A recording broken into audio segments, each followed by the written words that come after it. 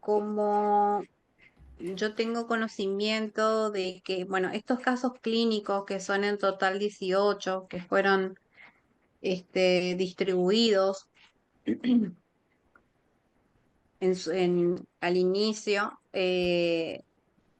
son temas que, o sea, son casos clínicos que vienen de hace muchos años.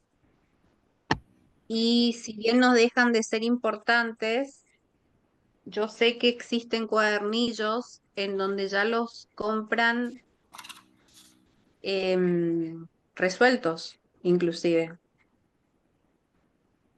Entonces, si bien la exposición es importante y el docente habitualmente se da cuenta de si el tema está preparado o no, porque se nota, y por eso yo en un momento les pedí que lo hagan a conciencia. Recuerden que este es un espacio en donde nosotros tenemos que aprender y donde nos podemos confundir, donde nos podemos, o sea, es el momento para equivocarse. Eh, Creo que la mayoría me conoce. Nosotros fui la doctora que dio la charla inicial y entonces lo que decidí es que, por ejemplo, bueno, ahora con estos casos voy a arrancar por el 2, vamos a arrancar hoy por el 2. El uno lo voy a cambiar, pero cuando un caso clínico no se dé, yo les voy a decir los temas que tienen que estudiar en base a ese caso clínico, que lo tienen en la agenda y no se ha dictado. No sé si me explico. Por ejemplo, si existiera un caso de cáncer de un osteosarcoma, que no va a ser el caso porque estamos en atención primaria, si hubiese un caso clínico de osteosarcoma y ya lo tienen resuelto, ya lo compraron resuelto o lo que sea, yo les voy a decir, no, vamos a cambiarlo por que yo se los voy a mandar y, eh, y les voy a decir, chicos, el caso se trataba de un osteosarcoma, lean sobre eso.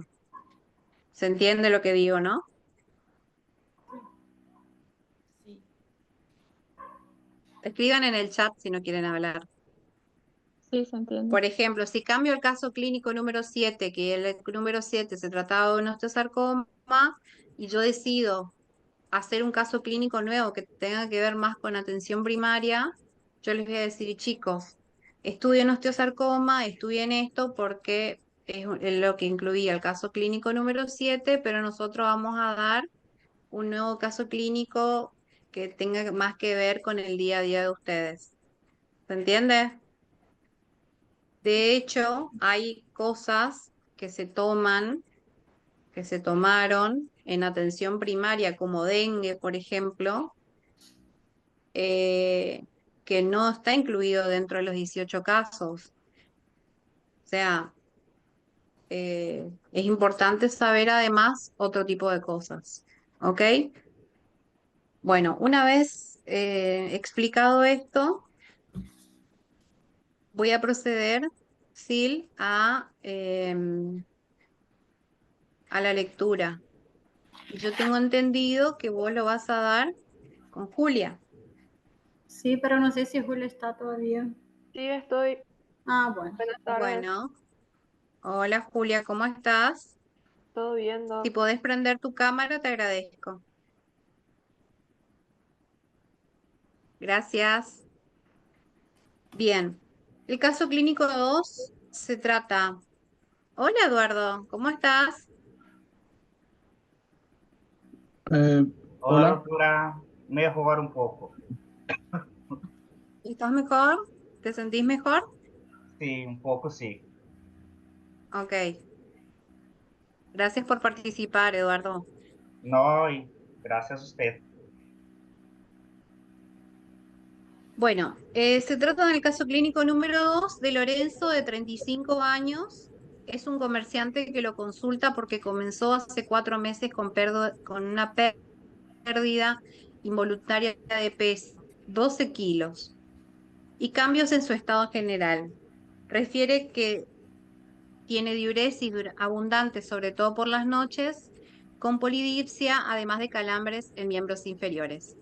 Se encuentra irritable con alteración del sueño, dificultad en la conciliación y se despierta varias veces por la poliuria.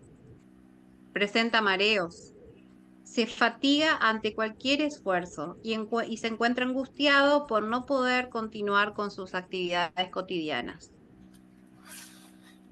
Fuma entre 20 y 30 cigarrillos diarios, es sedentario y su dieta es predominantemente a base de hidratos de carbono y carnes rojas. Su ritmo catárquico tiene la tendencia a la constipación. Como antecedentes quirúrgicos presenta una amidalectomía a los 13 años y apendicectomía a los 16 años. No presenta otro antecedente de importancia, es separado con malas relaciones con su ex esposa, tiene un hijo de 12 años al que ve los fines de semana si el niño quiere. Su padre falleció a los 58 años de un infarto agudo de miocardio, padecía Chagas y era obeso. Su madre tiene 60 años, es diabética tipo 2, con obesidad mórbida, hipotiroidismo y neuropatía periférica. Tiene 2 hermanos. Jorge de 36 años, que es tabaquista severo, del cual no sabe mucho por sus antecedentes personales, o sea, sobre sus antecedentes personales, y Laura de 30 años, que es profesora de gimnasia con problemas de colesterol y de tiroides.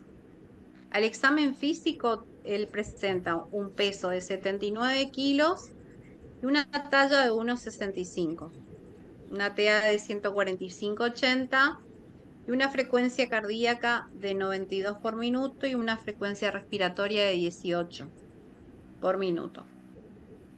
A la auscultación, sus ruidos son normales. En los 4 focos presenta un desdoblamiento del segundo ruido, tiene una buena entrada bilateral de aire, abdomen prominente, blando, depresible, dolor difuso en hipocondrio derecho y fosa ilíaca izquierda. Tiene cicatriz de apendicectomía, presenta cordomas y acantosis nigricans en el cuello. Presenta una dermatitis ocre en miembros inferiores con signos de insuficiencia venosa. Micosis en los pliegues inguinales, interdigitales y en uñas de ambos hallux. Vamos a omitir realizar el genograma. ¿Qué les parece a ustedes que deberíamos preguntar o completar la historia clínica? Le podría preguntar cuántos años lleva con ese de tabaquismo para sacar el índice tabáquico. Además de la madre, si ya tiene otros antecedentes de diabetes. Acá en los casos ya me da todos los, o sea, me fornece todos los datos para que yo piense en una diabetes tipo 2. Ajá, por sus antecedentes. Sí, por su antecedente. O sea, me está diciendo todo, me dice todo para que yo me lleve a este diagnóstico. Perfecto. O sea, tenés importantes antecedentes personales de la anamnesis y tenés importantes antecedentes familiares, ¿no es cierto? Claro, tenía la madre que es diabética, el papá ya tenía enfermedad cardiovascular, obesidad también, todo. Bien. Y según el índice de masa corporal, tu paciente tiene sobrepeso, tenía sobrepeso, era obeso. Sí, me da un índice de masa corpórea de 29, me da. De 29. 29. ¿Con 79 kilos? Con 79 kilos, sí. O Y unos sea que si 85. hubiese tenido 12 más, estábamos ante una obesidad. Sí. Bien, perfecto. Era un sobrepeso. ¿Qué otros signos corporales te indican que este paciente tiene una propensión personal para la diabetes, aparte de su obesidad? La Por acantosis la nígrica. acantosis nigricans, que sería Acantosis meramente nigricans. Sí, me fornecería, o sea, me orienta para un cuadro de insulina resistencia. De insulino resistencia. Bien, tiene acantosis nigricans y también tiene cordomas, ¿no es cierto? Sí. ¿Los cordomas son relevantes? Doc, disculpe, pero el cordón sería un tumor óseo de columna y de columna, un tumor óseo de columna y base de cráneo. Yo leí algo así. Ujú. ¿Y cómo se En llaman este, entonces? en este caso sería acrocordones. Exacto. Yo leí, supuse que Bien. sería Está mal acrocordones. escrito. Ajá. Mm, Bien. Entonces hay lectura en ese caso clínico. Bien. Acrocordoma, ¿sí? ahora sí. ¿Son relevantes? Pregunto. Sí, son relevantes porque suelen dar en personas con desequilibrio metabólico. Con Son síndrome tumores. metabólico Ajá, y son indicativos de resistencia insulínica. sí, Bien. son Perfecto. Bueno, entonces, Lorenzo tiene todo. Tiene aumento del apetito, tiene adelgazamiento sin hacer dieta, tiene un aumento de la toma de agua, que es la polidipsia, tiene una poliuria, o sea que tiene todo. Eh, por suerte los casos clínicos, por ejemplo, del final de carrera son así, son bastante claros y te conducen a un diagnóstico. ¿Está? Bien. Entonces, ¿qué le vamos a pedir a Lorenzo en su primer control clínico? Hay algo que me falta acá en el examen físico. El examen físico. Peso está bien. Peso de respiratoria, respiratoria. Algo básico. La glucosa, muy bien, Germán. Glucosa en ayuna, eso es lo que le vamos a pedir. Ahora vamos a hablar del laboratorio completo. Lo que nos faltaría acá es ver el perímetro de cintura, ¿está? Que también nos va a indicar, obviamente con la obesidad que tiene, seguramente está aumentada y también es riesgo para insulinoresistencia, ¿ok? Okay. Un paciente que viene por un síndrome metabólico y que nos está contando que está teniendo síntomas a los cuales nosotros interpretamos como diabetes mellitus, siempre vamos a medir el perímetro cefálico, el perímetro de cintura, ¿sí? Bien. Entonces, ¿qué vamos a pedir en un laboratorio inicial para este paciente? Hemograma, glucemia, ayunos, una hemoglobina glicada para ver los últimos 3 meses cómo se mantuvo su glucosa, un Ujú, hepatograma, ionograma, Función eh, renal. ujú. le Puede podríamos pedir dosaje de insulina también. Insulinemia Sí, se puede pedir, está en desuso, pero se puede pedir. el perfil tiroideo Ujú, por sus antecedentes familiares también. ujú. una tolerancia oral de glucosa también le puedo pedir. ¿La PTOG se pide de entrada? No, después, después que veo la Bien, glucemia. entonces no vamos a pedir. Bueno, Una prueba de tolerancia oral a la glucosa no se pide de ingreso, ¿ok? ok. Sí vamos a pedir si tenemos, por ejemplo, un paciente con una glucemia alterada en ayunas. Ujú. O si el diagnóstico, por ejemplo, si una glucemia no me determina fehacientemente o una hemoglobina glicosilada no me determina fehacientemente el diagnóstico, pero sí está borderline y tiene un montón de antecedentes, obviamente vamos a pedir una prueba de tolerancia oral a la glucosa.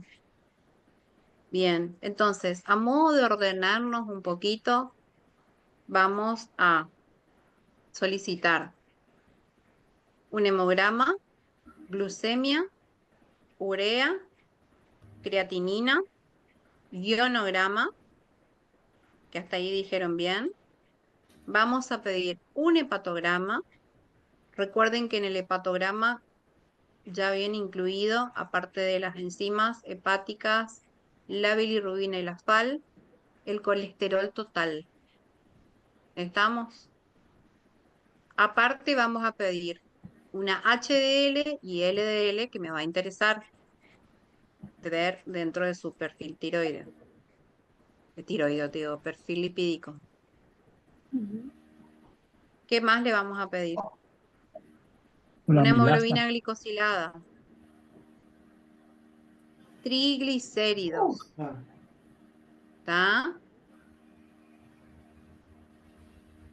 Tiene antecedentes de hipotiroidismo.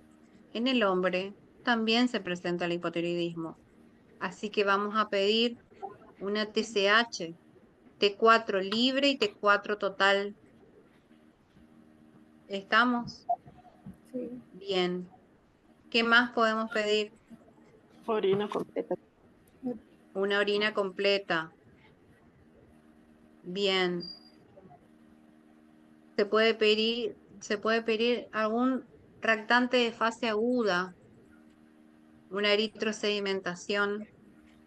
Y acuérdense que es un paciente adulto, mayor, que no estoy estudiando específicamente hueso, porque si estoy estudiando algo que tenga que ver con algo óseo, sí se puede pedir una PCR de control. ¿Ok? Bien. ¿Cómo debería venir o cómo yo hago el diagnóstico de la diabetes? Sería la glucemia en ayunas mayor de 126 en 2 oportunidades. Una glucemia basal mayor de 200. PTAG mayor a 200 y los signos y síntomas que me corroboran polidipsia, poliuria, polifagia Bien. y una hemoglobina glicada mayor de 6,5%. Ajá. Mayor de 7 o mayor de 6,5. Sí, yo tengo como Bien. 6,5. Entonces, dos glucemias iguales o mayores a 126 tomadas en distintas oportunidades en ayuna. Una glucemia al azar de 200 o más, que se acompañe de síntomas. Una PTOG en el caso de que hayamos pedido una prueba de tolerancia que se haya medido a los 120 minutos y de mayor de 200. Y una hemoglobina glicosilada de igual o mayor a 6,5. Bien. Aquí llamamos una glucemia alterada de ayunas.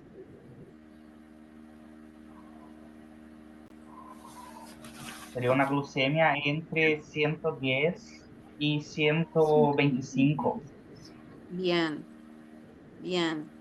Si yo tengo, por ejemplo, una glucemia alterada en ayunas entre 110 y 125, el paciente capaz sin síntomas, pero sí en los antecedentes personales y sí su propio antecedente de su acantosis, su obesidad, el tabaquismo. ¿Ante qué cuadro estamos?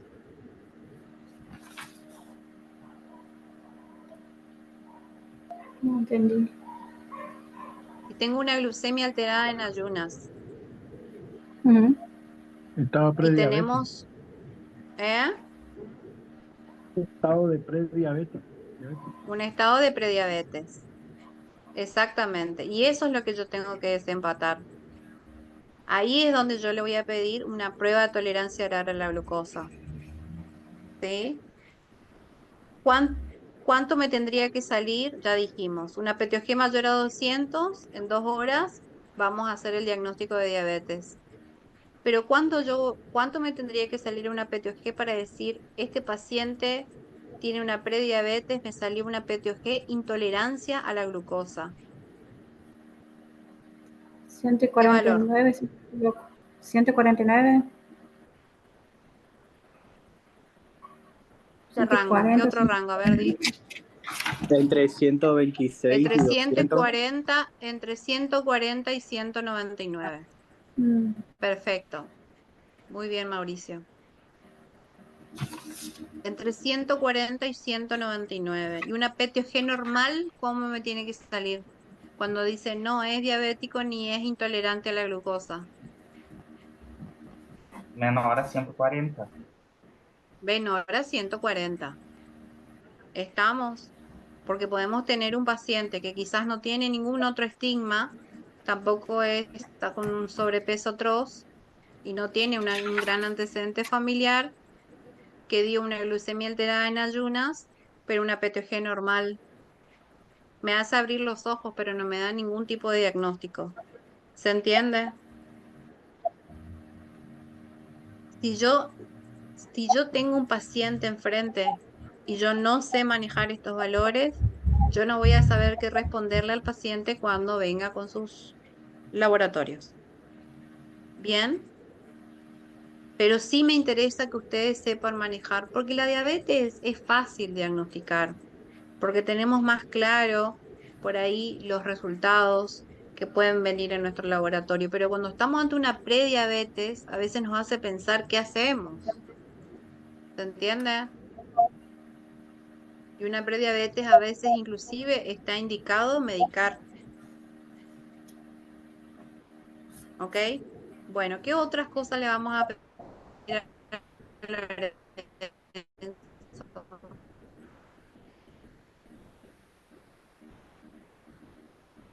a ver, Un fondo de ojo, Electrocardiograma, un fondo de ojo, electrocardiograma, ¿qué más? mm, Hemoglobina glicosilada, ¿no? Una eco abdominal. sí, una eco. Hemoglobina glicosilada ya pedimos. Del- Ya pasamos a estudios de imágenes. Acá Mauricio dice un ecodoppler de miembros inferiores.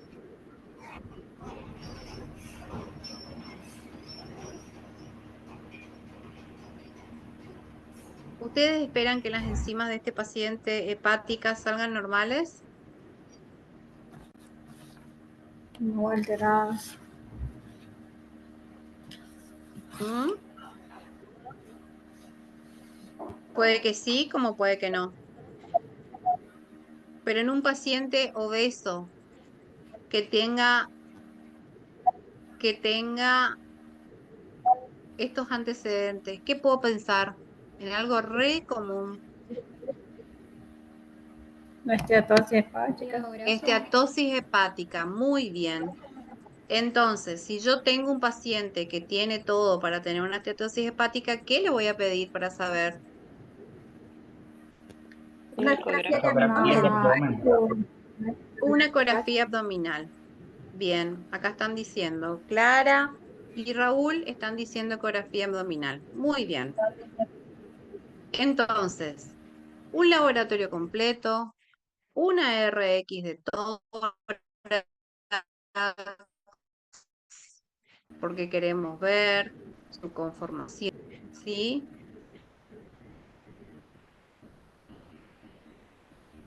Vamos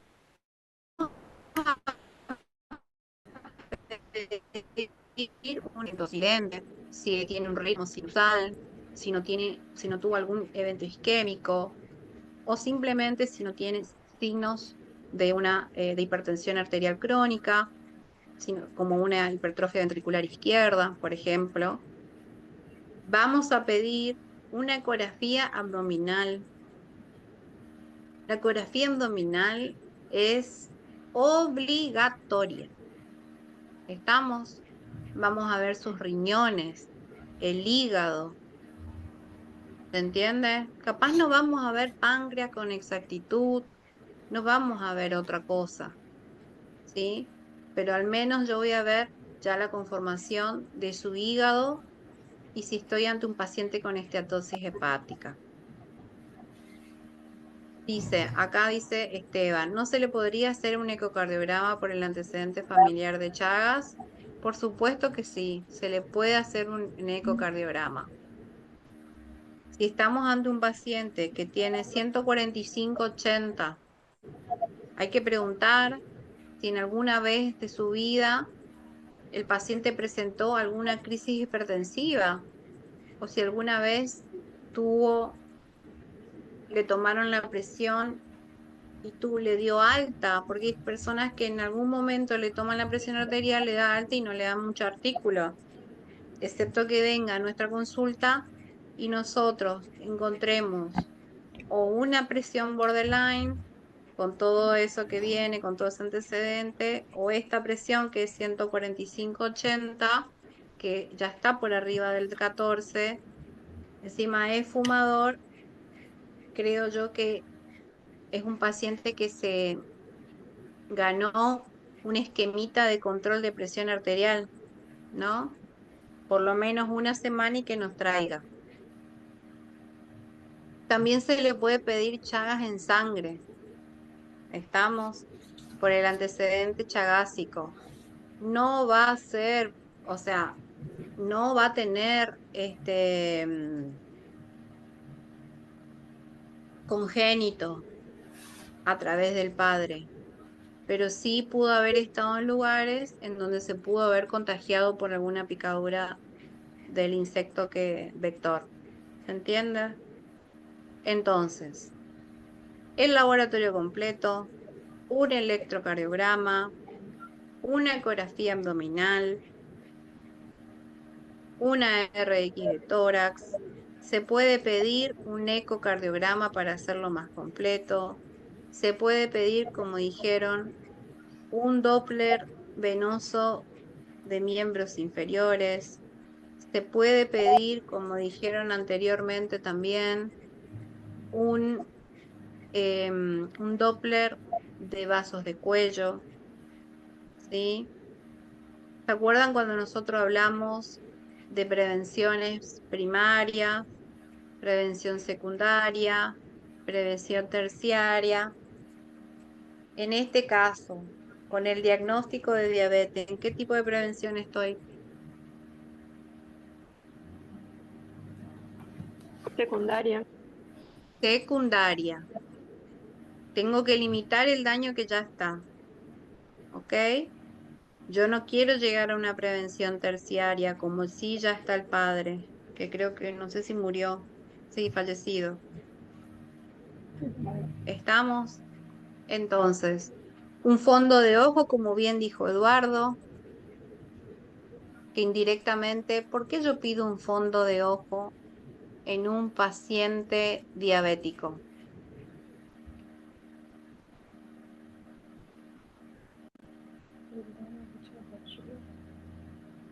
Para evaluar si la existencia de retinopatía y clasificar. Bien, para buscar retinopatía. Acá Clara dice, para ver si hay daño en la microvasculatura. Y está perfecto. Y si por ejemplo, un fondo de ojo me aporta datos de daños de microvasculatura, ¿de qué me está hablando indirectamente? Que yo digo, si el fondo de ojo está así, hay otra cosa que está embromada. Esto me daría relación con los vasos, por el aumento de la glucemia que ¿Qué daña los vasos? vasos. Bien, sí. Digamos que nos da un panorama de todo, ¿no? Pero ¿en qué me hace pensar directamente?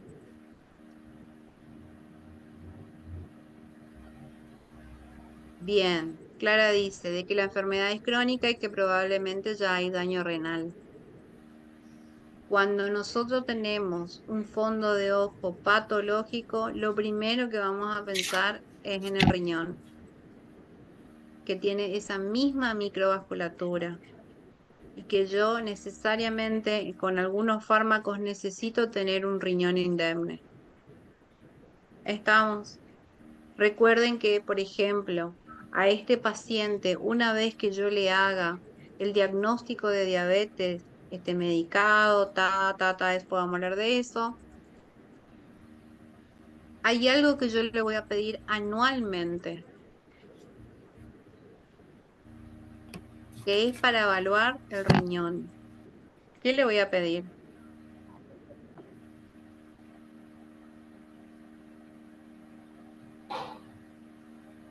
¿Una orina de qué? Una orina de 24 24 horas. horas. A ver la proteinuria. Bien. Voy a pedir una orina de 24 horas. Acá los compañeros en el chat están hablando y dicen, se pide albuminuria, se pide una proteinuria de 24 horas. Voy a pedir un clearance de creatinina, voy a pedir microalbuminuria y voy a pedir proteinuria de 24 horas. Ese es un examen que vamos a hacerlo anualmente con este paciente. ¿Ok? Y si tengo un paciente que ya tiene microalbuminuria o es un paciente que es inestable, que no puedo llegar a mis metas metabólicas, que no puedo estabilizarlo fácilmente, que es un paciente que ya tiene alguna falla, no solamente en el riñón, sino en otras partes, vamos a pedirlo cada 6 meses o cada cuánto necesite para ver el estado de su riñón. ¿Está? Entonces, a Lorenzo de 35 años, una vez que yo le hago el diagnóstico y está todo su laboratorio de primera instancia, como segunda instancia paso a pedir una proteinuria, una orina de 24 horas. ¿Queda claro eso, no? Bien, bien. Entonces, hablamos de un laboratorio completo, hablamos de una ecografía abdominal, tiene 35 años, todavía no hace falta que pidamos nada prostático. Hablamos de que se pide una RX de tórax, hablamos de que se pide un electrocardiograma, hablamos de que se puede pedir, de que se debe pedir un fondo de ojo, hablamos de que le vamos a pedir un monitoreo de su presión arterial. Si yo tengo dudas de que él lo vaya a hacer, le puedo pedir un mapa de presión arterial para que en 24 horas sea evaluado y yo tenga con firmeza en un papel que me diga que el paciente es o no es hipertenso. Vamos a pedir, o sea, el paciente aparte tiene signos de insuficiencia venosa, o sea que un Doppler de miembros inferiores no va a estar mal, ese es un Doppler venoso. Y después vamos a pedir un Doppler arterial de vasos de cuello. ¿Estamos? Porque ¿qué voy a evaluar en vasos de cuello?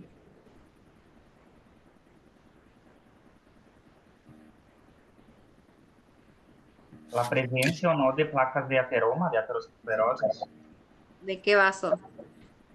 de las carótidas. De las carótidas.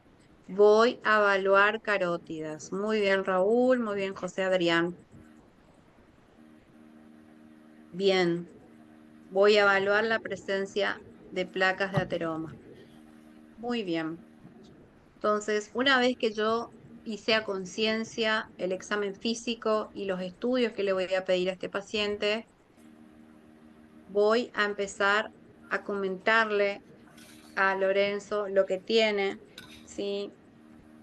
Que mucho tiene que ver por su parte hereditaria, pero mucho tiene que ver por cómo él se trató a sí mismo en cuanto a el sobrepeso, en cuanto al tabaquismo, en cuanto al sedentarismo, en cuanto a no comer bien. O sea, hay una serie de cosas que sí son modificables que yo voy a poder trabajar con él. Hay unas cuestiones que no son modificables, recuerden de los determinantes de salud, las cuestiones no modificables, o sea, yo su genética no la voy a poder cambiar. Y lo que viene como adquisición, viene como adquirido. ¿Qué va a ser? ¿Ah? Pero yo le voy a explicar eso para que él entienda que lo primero que tenemos que hacer es entender que los fármacos no son mágicos y que necesitamos de la intervención de él en cuanto a lo higiénico dietético. ¿sí? Bien, entonces, ¿qué le vamos a decir a Lorenzo?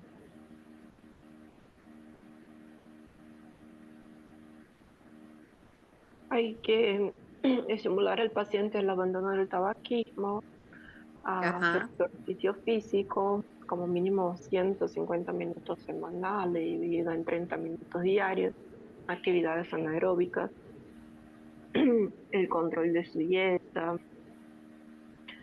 Sería bueno también hacer una interconsulta con nutricionista. ujú, Eh, si le diagnosticamos con diabetes, cuidar, observar su cuerpo, principalmente los pies, ujú. y también darle la pauta de alarma en el caso de que tenga una crisis hipertensiva, eh, de que se descompense su diabetes.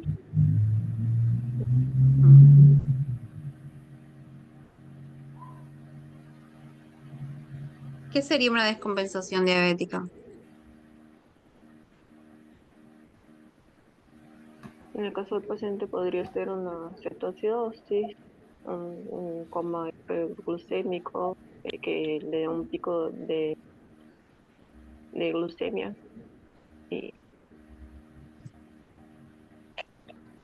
Ujú. Serían las Y faltaría complicaciones. algo, o sea, ¿qué puede descompensar una diabetes? una Eso infección, infecciosa. Infecciones, Infecciones, muy bien. estrés también. El estrés, Uso de algún fármaco como glucocorticoide también. uso de fármacos como glucocorticoide, hay que preguntar qué él está habituado a claro, tomar. y Bien, el mal uso de la insulina o de su medicamento, no solo. y sus medicamentos, que Ajá, todavía no llegamos a esa parte. claro. La Pero falta si de yo le voy a adicciones hablar de puede también. descompensaciones diabéticas, yo le tengo que explicar a él que es una descompensación diabética. ¿Se entiende?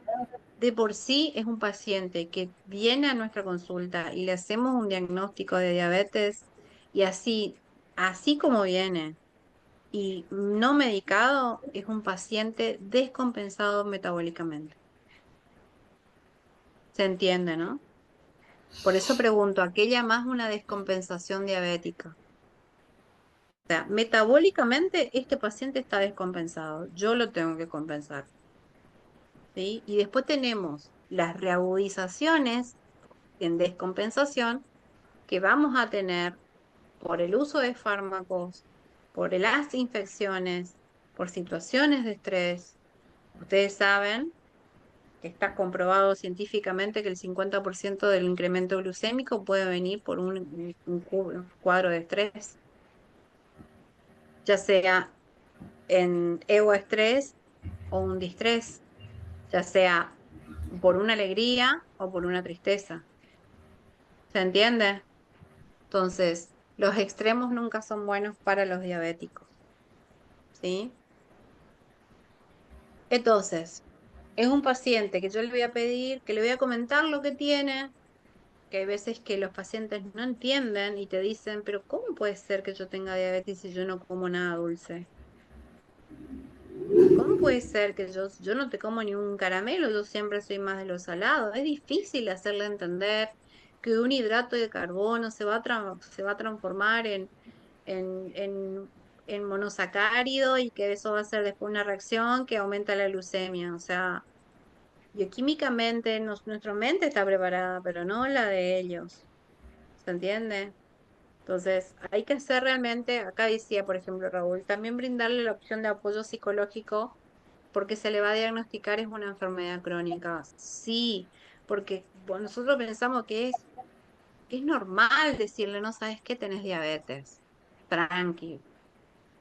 No, impacta en la vida del paciente decir que tengo diabetes, ¿ok?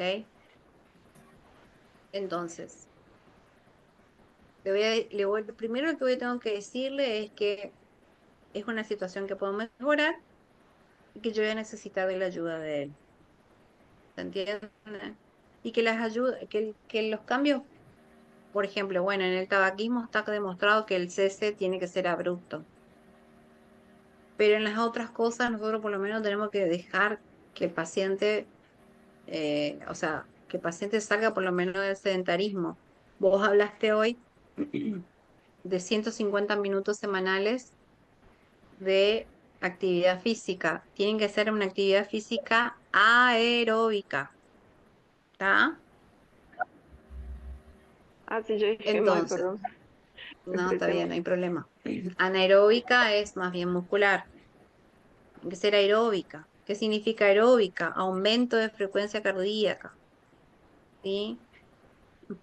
Según la OMS, entonces sabemos que si el paciente hace semanalmente 150 minutos de actividad aeróbica, una actividad aeróbica se denomina toda aquella que aumenta la frecuencia cardíaca, por eso no sirve la de caminar y paseo. Te dicen, no, pero yo me camino todo el pueblo. Sí, pero caminas lento.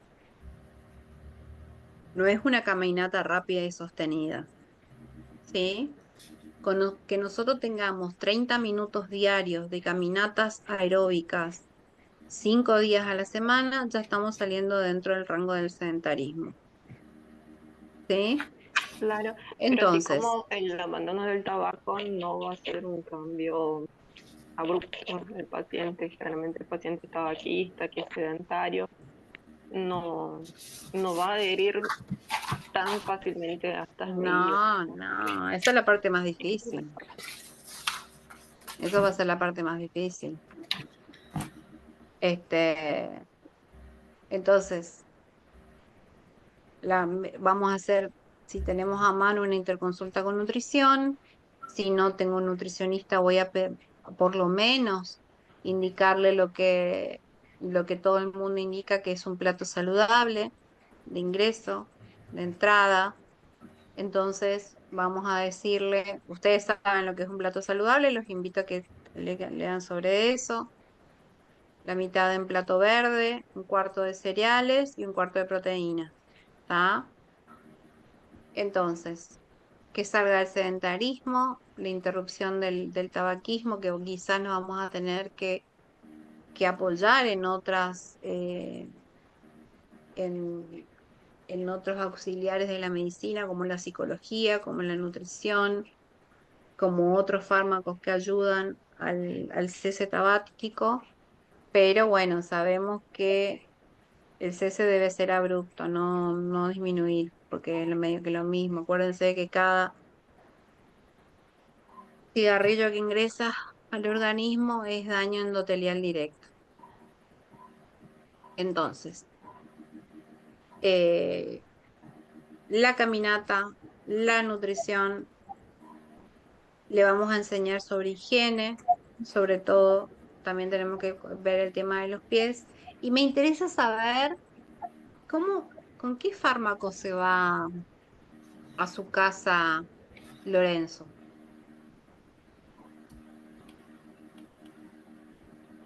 Vamos a tener que indicar un antihipertensivo.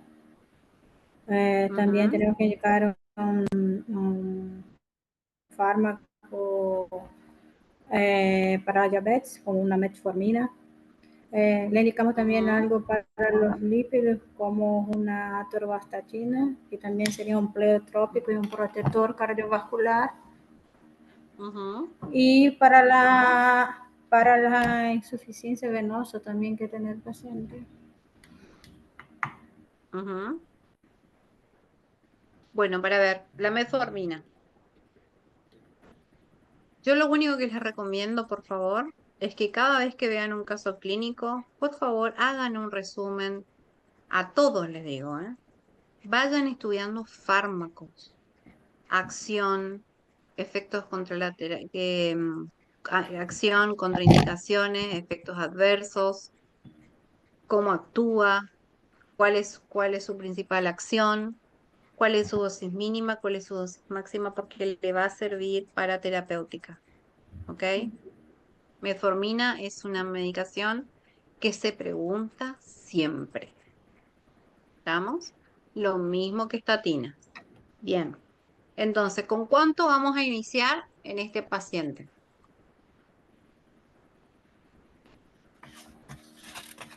Debemos iniciar con 500 o 850, 2 veces al día, Ujú. al mediodía y a la noche. Bien, habitualmente se comienza con 500 miligramos, que habitualmente están distribuidas 2 veces al día, y es con el almuerzo y con la cena. No hace falta que sea antes. ¿Se entiende, no? ¿Está? Bien.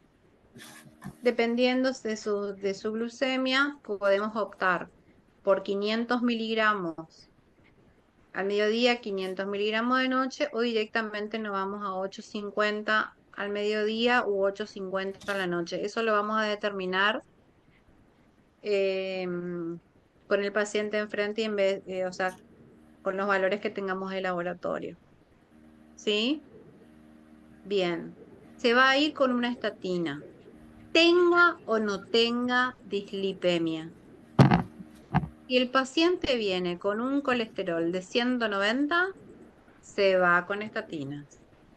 Si el paciente tiene un colesterol de 170, se va con estatinas. Si el paciente tiene 185 de colesterol, se va con estatinas. Si el paciente viene con 240, se va con estatinas. ¿Se entiende o no se entiende esa parte? Queda claro, ¿no es cierto? ¿Y por qué sí o sí este paciente se tiene que ir con estatina?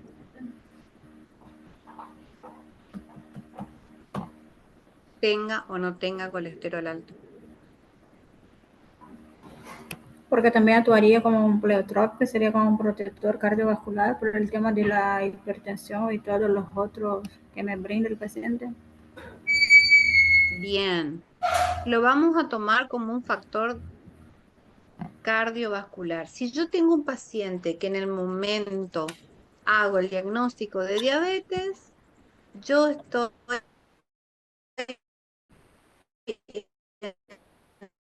entendiendo que su metabolismo está desorganizado y funciona mal.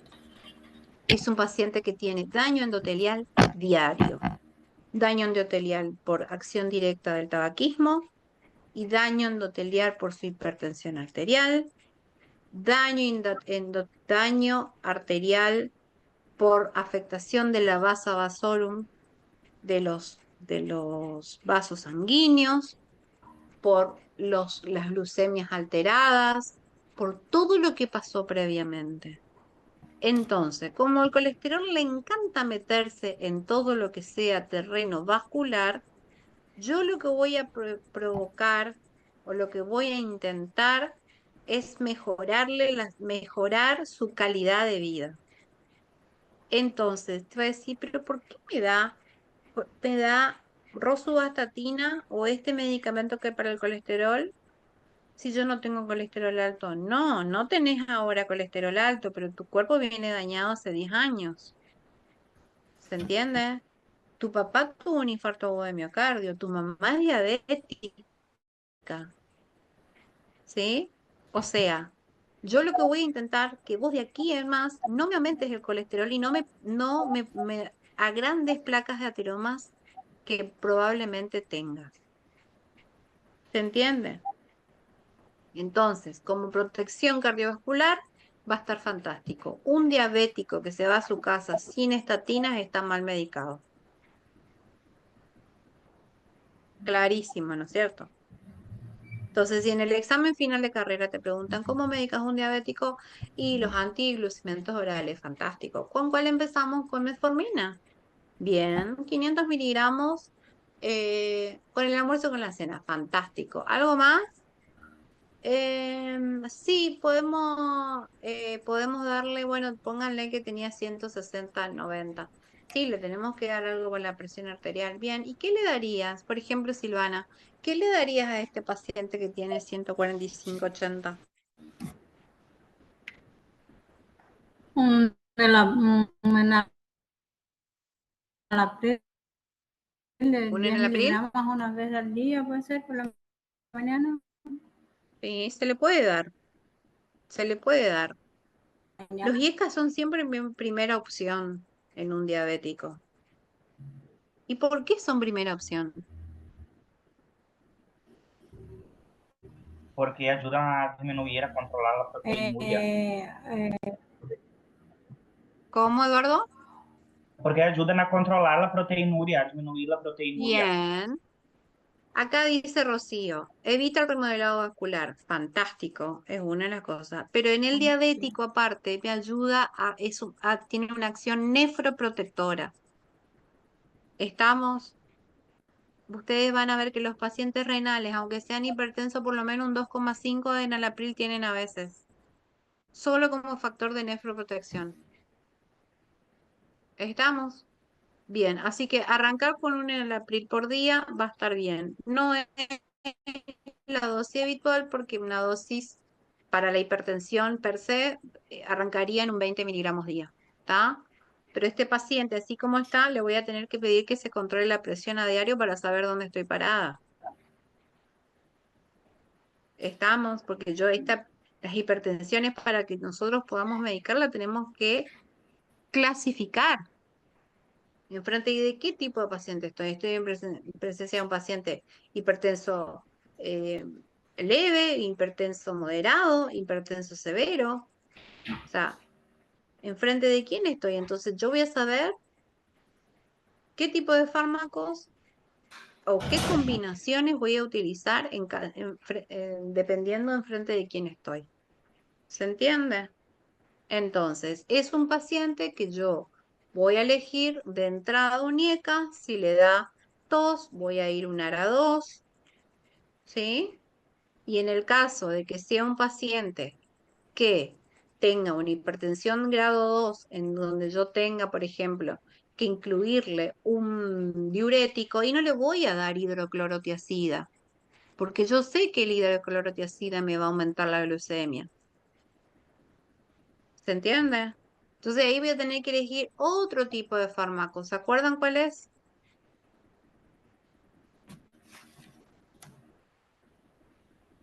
Espironolactona. ¿Estamos? Y me van a decir, pero doctora, la espironolactona es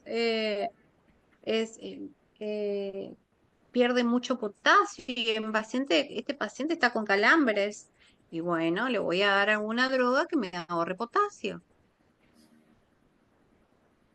Ya las espironolactonas ya vienen con ahorradores de potasio. ¿Cuál es qué ahorrador de potasio es el que frecuentemente damos?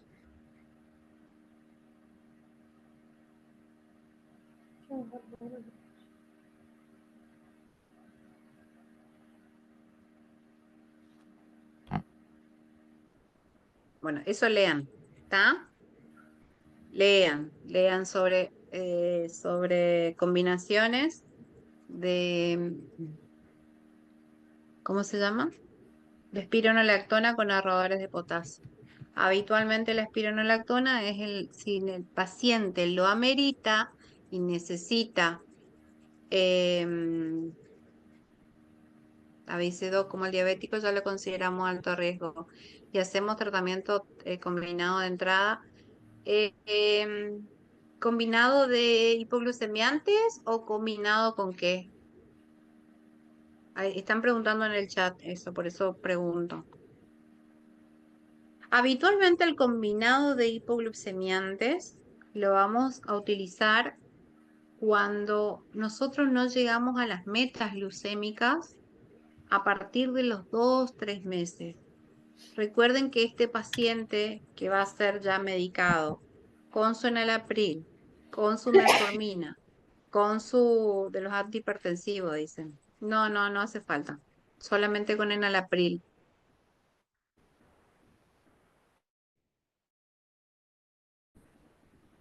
Eh, con el enalapril, con la metformina, con la rosuvastatina o la estatina que elijan, ¿sí? Que eso sería el trípode inicial. Yo tengo que saber si este paciente tiene que volver a control.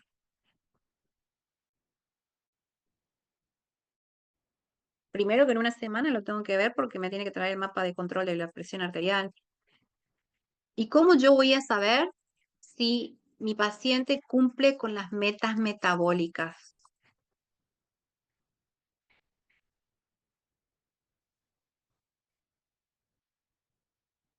¿Cómo yo sé? Ah, bien. Fantástico, Lorenzo. Logramos las metas para controlarte metabólicamente. ¿Qué tenemos que pedirle? Hemoglobina glicosilada primero. La hemoglobina glicosilada le vamos a pedir dentro de los 2 meses.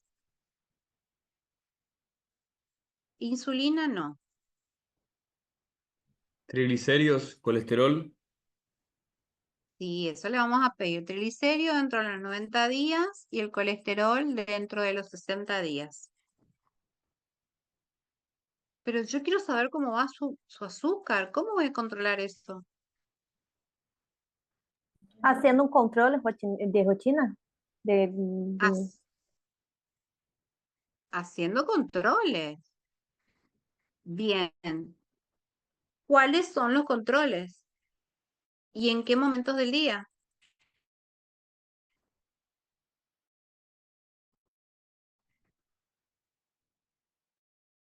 Y después, Ayuna, después del almuerzo o después de la cena. después del almuerzo, después de la cena. ¿Cuántos minutos después de la cena y cuántos minutos después 2 del horas. almuerzo? 2 horas. Bien. En un principio, el paciente le tenemos que enseñar cómo hacerse el hemoglucotest, que acá lo están diciendo. Para yo saber si es un paciente metabólicamente compensado o si se está compensando metabólicamente, yo voy a pedir que se controle las glucemias. Y yo tengo una meta glucémica en ayunas y tengo una meta glucémica en postprandial. En ayunas, tengo que pedirle entonces, aclararle que tiene que ser sin haber tomado mate, ¿eh? Se levanta glucemia. Y especificarle que desde que el señor se sienta a almorzar, tiene que empezar el conteo de las 2 horas. 2 horas de reloj, ni antes ni después. Y se va a controlar la glucemia del almuerzo y la glucemia postprandial de la cena. Postprandial de almuerzo, postprandial de cena. Muy bien, fantástico. Lorenzo me trae todos los controles muy bien hechos.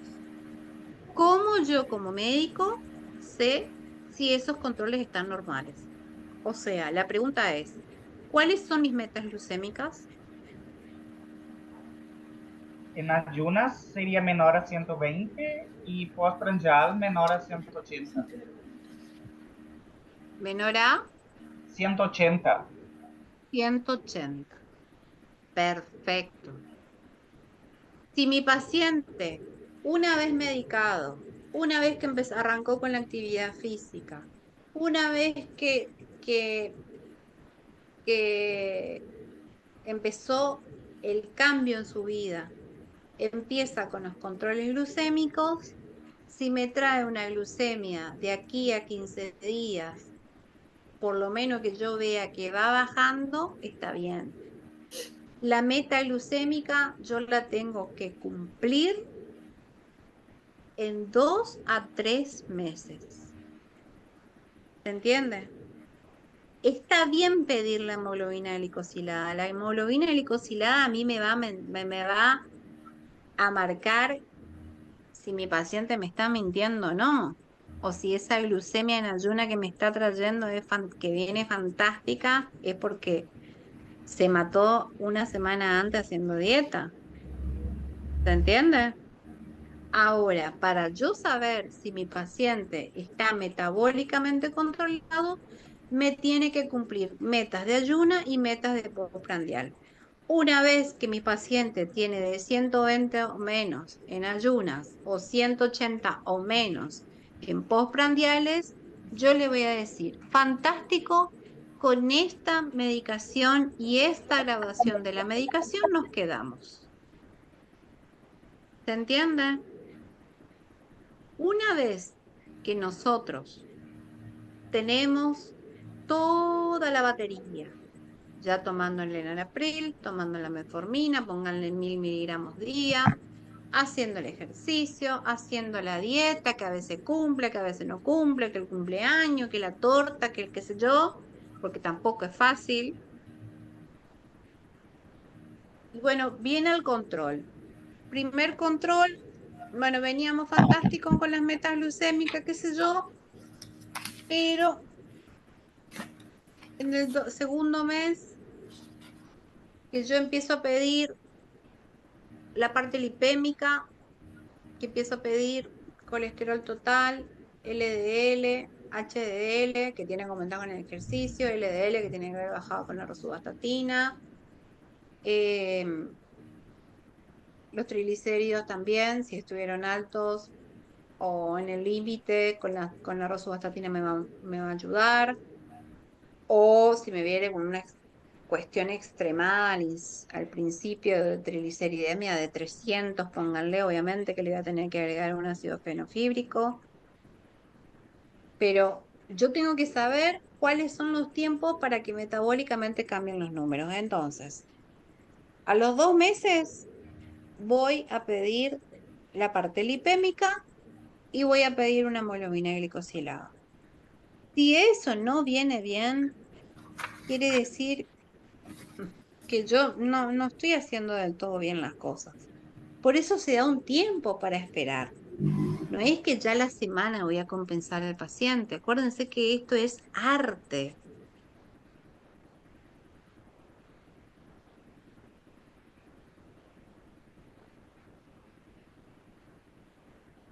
Entonces, o lo hacemos en 2 meses o en 3 meses le pedimos toda la batería de cosas otra vez. ¿Me escuchan? ¿Se me escucha bien? Sí, se corta otra Bueno, vez. se cortó un rato nomás. Sí, porque me está diciendo que el internet está inestable, por eso pregunto. Entonces, bueno, ahí vamos a pedir todo eso. Si mi control es glucémico vienen bien, obviamente la hemoglobina glicosilada se va a mejorar. Y en 2 a 3 meses va a estar mejor. Y si no está mejor en 2 meses, todos los controles de metaglucémica, todos los que le pido la batería, es ahí en donde empiezo a pensar en un coadyuvante de hipoglucemiantes orales. Y es de ahí en donde empiezo a pensar en un secretagogo, y es ahí en donde pienso a pensar en sulfonilurea y toda la batería de las medicaciones nuevas que existen para todo lo que es diabetes. Que de verdad, si todo está bien y el paciente tiene todavía un páncreas funcionante, porque una diabetes mellitus tipo 2 no significa que el páncreas no me funciona, significa que está trabajando a lo loco y toda esa insulina que anda dando vuelta no tiene dónde meterse. ¿Se entiende? Pero ¿qué puede pasar? Un páncreas se puede agotar,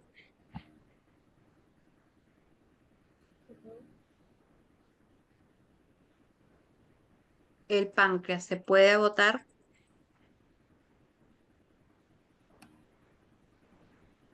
Sí, por insulino resistencia, sí, se puede agotar. por insulino resistencia sí se puede agotar. O sea, el páncreas está apenas, ¿no? Laburó como negro todo este tiempo, 10 años atrás, descargando todo lo que el arsenal de insulina que tenía para poder compensar esas cargas, esos índices glucémicos atómicos por comerse kilos de pan, kilo de dulce, kilo de... ¿Se entiende? Y llega un momento que en páncreas sí se puede agotar. Cuando yo tengo todavía insulina dando vuelta, cuando todavía tengo un páncreas funcionante, entonces yo sí puedo pensar en una sulfonilurea. Estamos hablando de antes se usaba la glimepirida, la glibenclamida, que ahora prácticamente está en desuso, pero ahora tenemos la glicazida y la glimepirida, que son los dos fármacos que inicialmente se asocian a la metformina. ¿Cuándo? Cuando en 2 meses me doy cuenta que con la metformina sola no funciona. Puedo estirar un mes más, 3 meses, pero si no funciona y no llego a mi meta glucémica, tengo que hacer asociaciones. ¿Se entiende? Se puede usar las sulfonilureas, se pueden usar inhibidores de la DPP4, la vildagliptina, la sitagliptina, que son los fármacos, son realmente muy caros, pero son fármacos maravillosos, fabulosos. ¿Se entiende? Y después tenemos, en algún momento podemos agregar un tercer, como por ejemplo la piolitazona.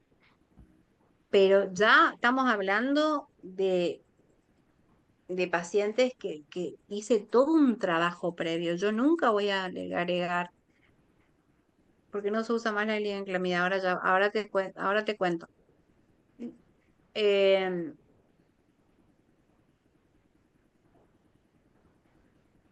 yo hice todo un trabajo metabólico previo para entender que ese paciente no lo puedo compensar con vía oral. ¿Se entiende? Me fui a una metformina, me fui a dosis plena, lo asocié con una sulfonilurea. Mimepirida no me funcionó, glicazida no me funcionó, sigue teniendo malos controles glucémicos, malos controles postprandiales. A los 3 meses le pido una hemoglobina glicosilada, 8. Vos estás haciendo la dieta y cuando puedo hago y cuando no puedo no hago. También tenemos que ver eso. Entonces, voy y le pregunto al paciente si puede comprar otra medicación más. Me voy a una piolitazona. Una piolitazona actúa como insulino sensibilizador. Carísima es la medicación que le estoy diciendo, chicos. Sale más de 70.000, 80.000 pesos una caja. Y cuando yo me doy cuenta que con metformina o con glimepirida, con glicacidas o metformina más inhibidores de la DPP4, como la vilgliptina, como la sitagliptina, que son insulinos sensibilizadores, actúan a nivel renal, o una pioglitazona, que me ayuda con la excreción de azúcar en riñón, que aparte está indicado en pacientes con cardiopatías o pacientes cardiópatas. Y yo ya le di toda la batería que tengo, y no importa la plata que tiene, y no funciona, ¿qué momento llegó? Iniciar insulina. Exacto. Mi tratamiento oral fracasó. ¿Se entiende? Y ahí es donde el paciente se transforma en un paciente insulino requiriente. ¿Dejo alguna medicina oral o se retira todo? Déjame. No, metformina.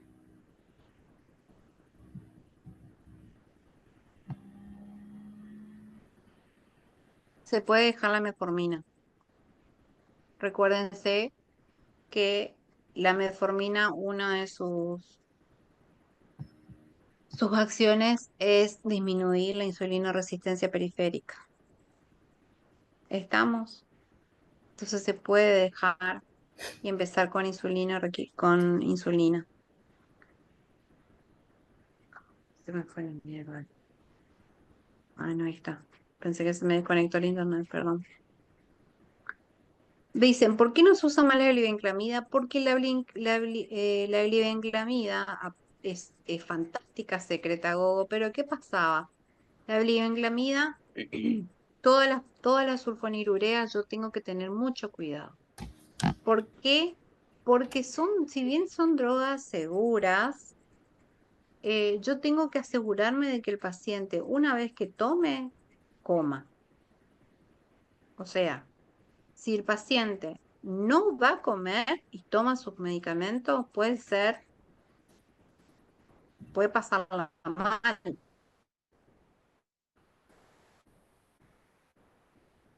¿Y cuál es una de las sulfonilureas?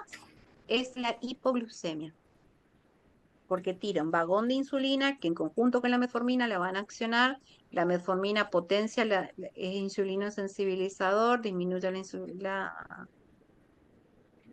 la resistencia periférica, abre los receptores o conecta con los receptores y el páncreas está full, secretando a full.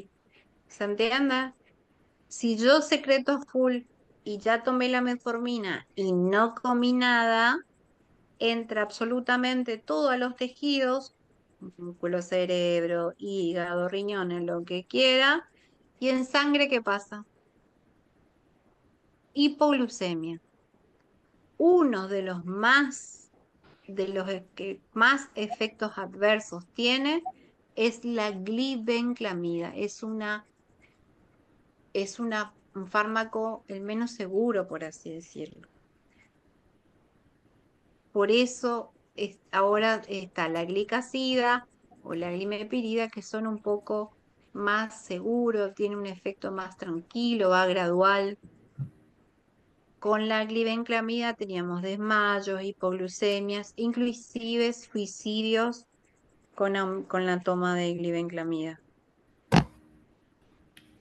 Acá en Santo Tomé pasó eso hace unos años.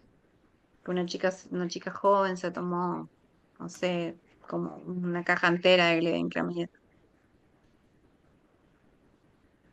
Por eso no se usa más. No es que no se usa más, hay, pero está prácticamente en desuso.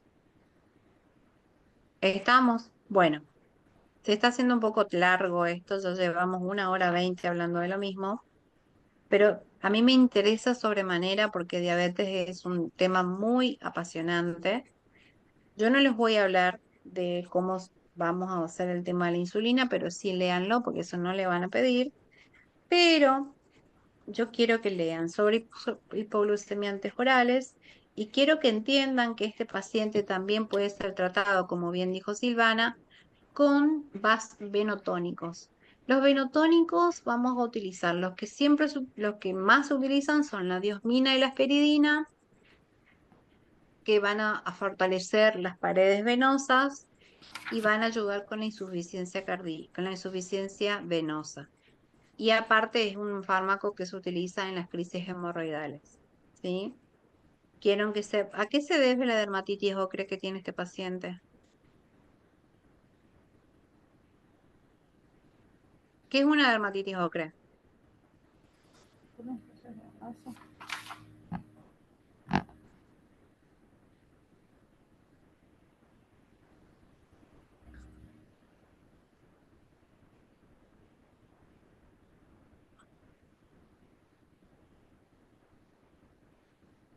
Sería por la insuficiencia venosa, doctora.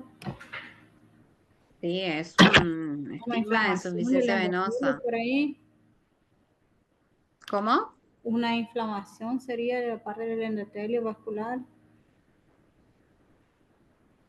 No tanto como eso. Estadio de la úlcera, no.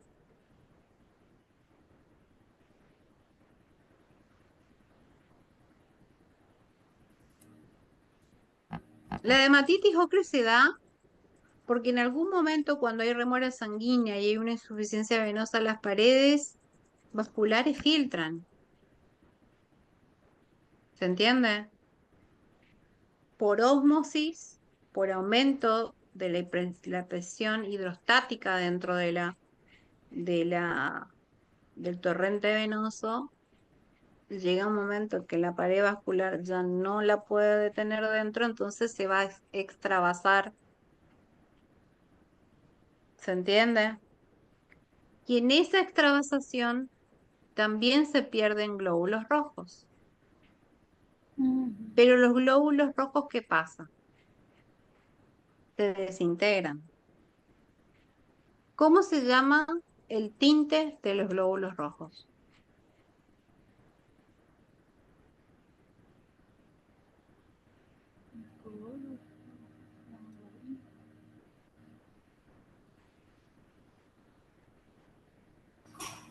¿Liberan hierro, doctora, lo que pigmenta la superficie cutánea?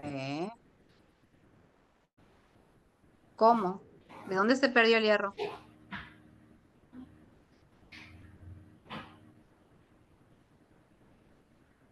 Tenemos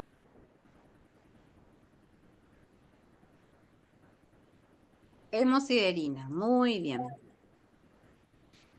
Entonces, ese pigmento que se llama hemosiderina va a quedar atrapado en la dermis.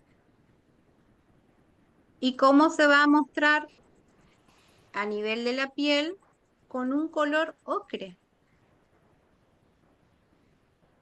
Y como la piel está engrosada, la piel está oscura, no tiene buena irrigación, está pigmentada por esa extravasación y demás, es que se forma algo que se llama dermatitis ocre.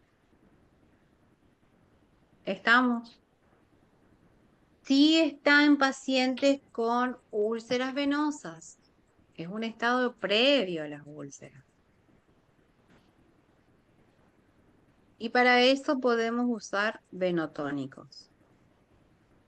Então, seria, doutora, una êxtase venosa que me extravasa, o sea, aumenta la presión hidrostática, extravasa de los vasos sanguíneos y ahí empieza Y empieza la por la pigmentación. hemosiderina de los glóbulos rojos. Lo mismo pasa en algunas personas que tienen varices. Van a ver que tienen como manchones marrones en la piel. Que al principio capaz son medio violáceos. Y después se transforman en manchones marrones. Eso es porque en algún momento se salió, o sea, se extravasó parte del torrente sanguíneo y pigmentó la piel. Es muy frecuente ver eso en el verano. ¿Estamos? Y otra cosa, eso me da pie a mí a que este paciente tenga de alguna manera infecciones de piel y partes blandas en sus miembros inferiores.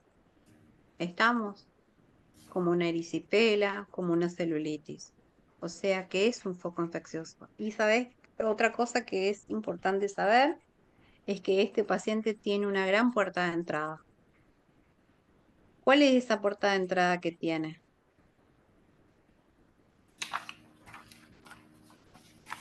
¿Qué tienen los pies?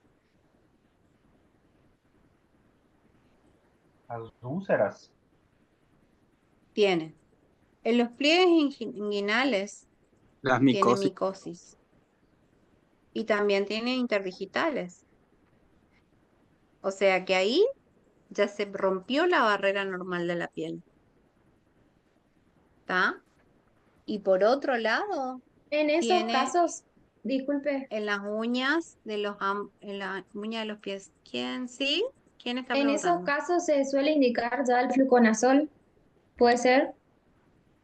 ¿Piel o uña?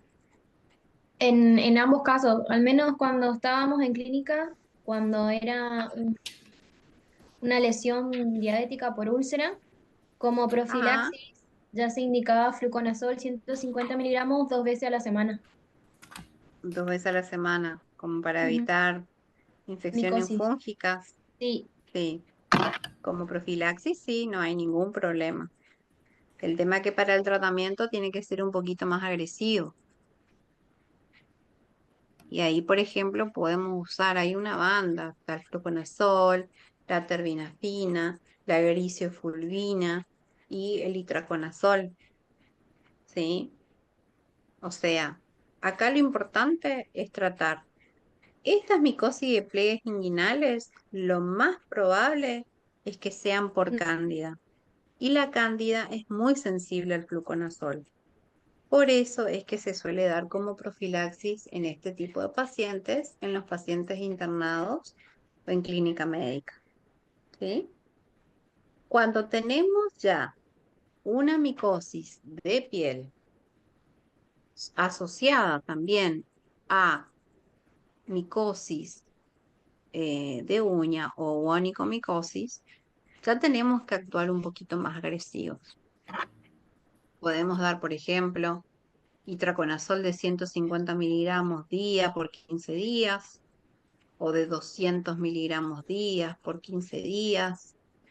En los pies, el tratamiento habitualmente son 2 a 3 meses, que se puede utilizar, por ejemplo, itraconazol de 200 miligramos, uno por día, por 3 meses, por ejemplo. O se puede utilizar por pulsos. Ahora hay un tratamiento que, como yo le contaba a Julia, el otro día que estábamos hablando en la salita, que se está utilizando el tratamiento por pulsos para la onicomicosis. ¿Por qué? Más que nada por la adherencia. ¿Por qué? Porque es un tratamiento largo y por algunos pacientes es un bajón tomar medicación diaria. Y se da, por ejemplo, el último que salió y que se utiliza es itraconazol de 400 miligramos día y se utiliza 10 días por mes por el término de 6 meses. O sea, 10 días en abril, 10 días en mayo, 10 días en junio, 10 días en julio, 10 días en agosto, 10 días en septiembre. ¿Y cómo nos vamos a dar cuenta que se está curando? La única forma de enterarnos es a través del crecimiento de la uña sana. Algunos van a preguntar, ¿le puedo poner algo tópico?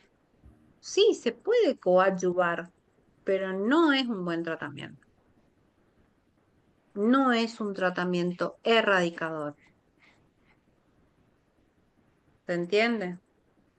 Entonces, este paciente, aparte de su metformina, puede tomar, ¿qué otras estatinas hay? Simvastatina, atorvastatina. Simvastatina, 10 miligramos, rosuvastatina, 20 miligramos, atorvastatina, 20, 40 miligramos. ¿Alguna más? Esas son las que más se utilizan. ¿Sí? Después vienen asociaciones con ezetimibe. Fíjense la cantidad de medicamentos que hablamos con un solo caso clínico. Lo importante es que vayan, ya voy a cortar acá porque es 1 hora y media y ya 2 horas de atención es más difícil. Pero fíjense que es un paciente que pasó de no tomar nada a estar polimedicado. Entonces, es un paciente que tenemos que ponerle todo nuestro cariño, nuestro empeño en intentar de que no se sienta mal y en intentar con, de alguna manera, adherencia a lo que le estamos pidiendo. Y a veces el método de algunos es asustar o ser demasiado frontal. Y hay veces que ese tipo de maniobras hace que el paciente no vuelva y lo perdemos. ¿Ok? Entonces, tranquilos y lo importante acá es mantener una buena comunicación y ponerse también, utilizar la empatía, porque no tenemos que perder la empatía, en reconocer qué difícil es afrontar una patología crónica. ¿Sí? Bueno, chicos, hablamos bastante. Por eso quería empezar por este caso, porque este caso siempre es re largo. Si tienen alguna duda, pueden escribirme, no hay ningún problema. Me gustaría que lean sobre metas terapéuticas, no solamente glucémicas, en un paciente diabético. Hay otro tipo de metas terapéuticas. Me gustaría que lean sobre fármacos antihipertensivos, sobre fármacos, sobre todo las estatinas, y más que nada los hipoglucemiantes orales. ¿Ok? Si no tienen más preguntas, ¿alguien tiene otra preguntita para hablar sobre eso?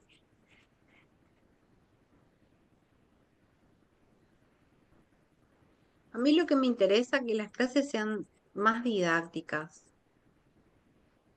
y que ustedes puedan comprender el por qué nosotros hacemos tal y tal cosa. Ustedes que sepan por qué yo voy a medicar con esto y no con esto, y por qué voy a dar estatina si el paciente no tiene colesterol alto, y por qué siempre ante cualquier duda que se tenga, sí, la clase va a estar subida. Creo que no sé, tienen una página, tienen una base de datos ustedes en la facu.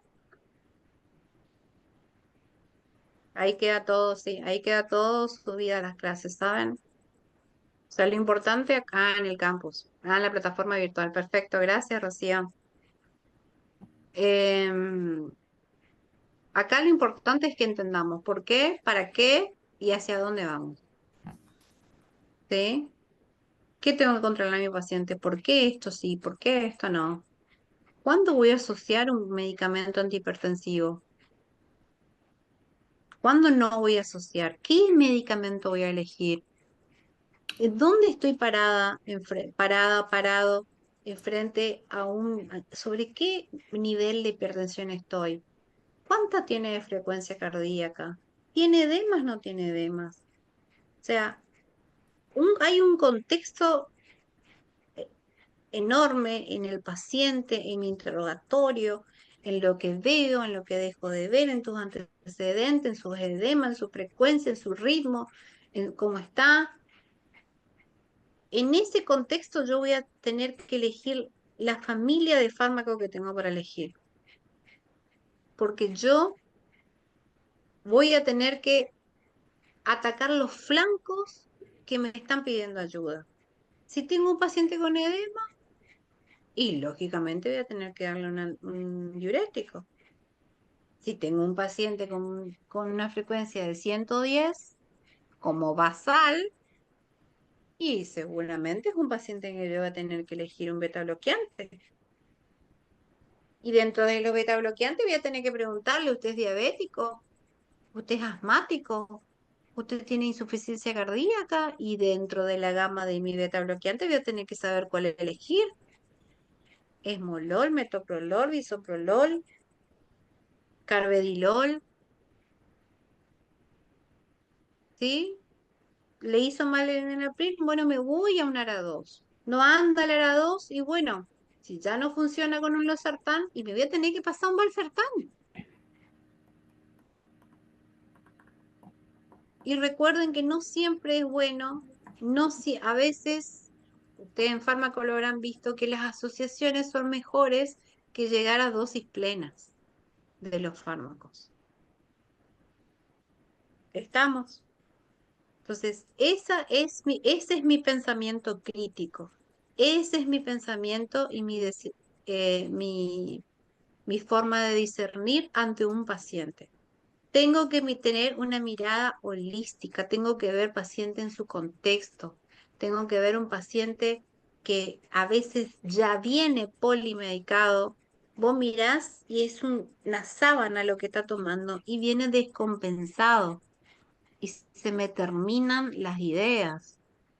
Y yo como médico no puedo no saber cuáles son otras alternativas. ¿Se entiende? Lo único que hago es invitarlos a pensar. Bueno, si no tienen más dudas, Doc, ¿cuándo estaría bueno ay, encaminhar a un paciente diabético tipo 2 así para el diabetólogo? cuando pasa insulina. Hasta ahí le trato, ya después le encamino a una Si vos llegás, bueno, no sé, depende hasta dónde vos querés llegar. Pero, por ejemplo, yo como médica de familia, hasta las piolitazona yo te llego. Hasta ahí yo sé manejar porque yo soy consciente de que mi conocimiento tiene una limitación.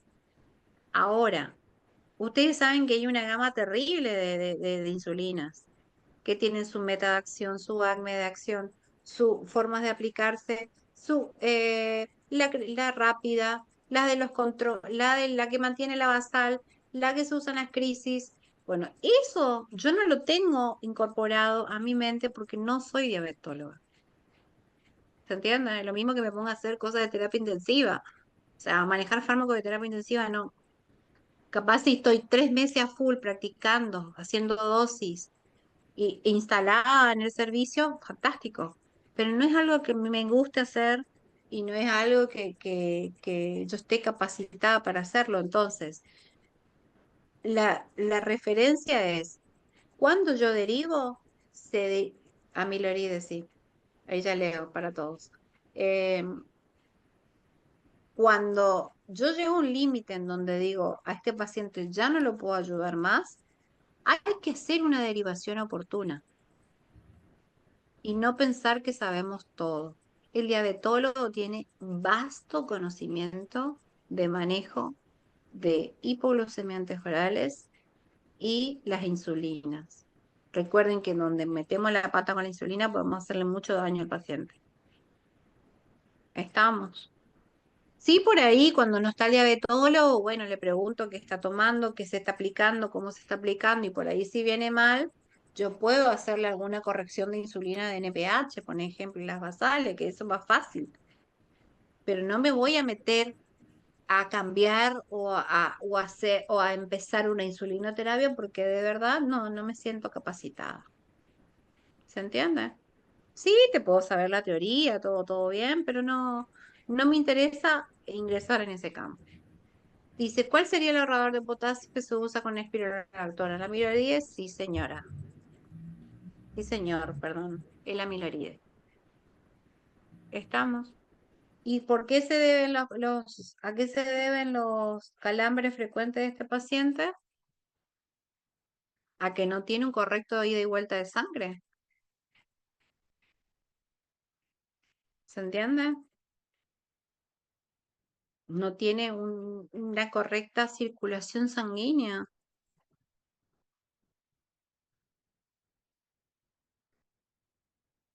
Bueno, ¿alguna otra pregunta? Nos vemos la semana que viene. Espero que haya sido de provecho a ustedes. Y así me gustaría que podamos ir resolviendo. El resto son más rápidos. Este es porque este caso es muy largo y habitualmente casi me lleva una clase entera. Y eso que no hablamos de cada hipoglucemiante oral, que es larguísimo también. Pero léanlo, chicos, léanlo. Está bueno saber. Y diabetes en particular. Yo tomé clínica médica en este último final de carrera y en los 2 días entraron casos de diabetes, en los 2 jornadas. Entonces, es importante saber, ¿está? Bueno, sin más, espero que tengan una buena tarde y cualquier cosa estoy a disposición. Muchas gracias, Doc. Nos vemos. Gracias, Vale. doctora. Gracias, Chao. Hola, doctora. doctora. Dale, hasta luego.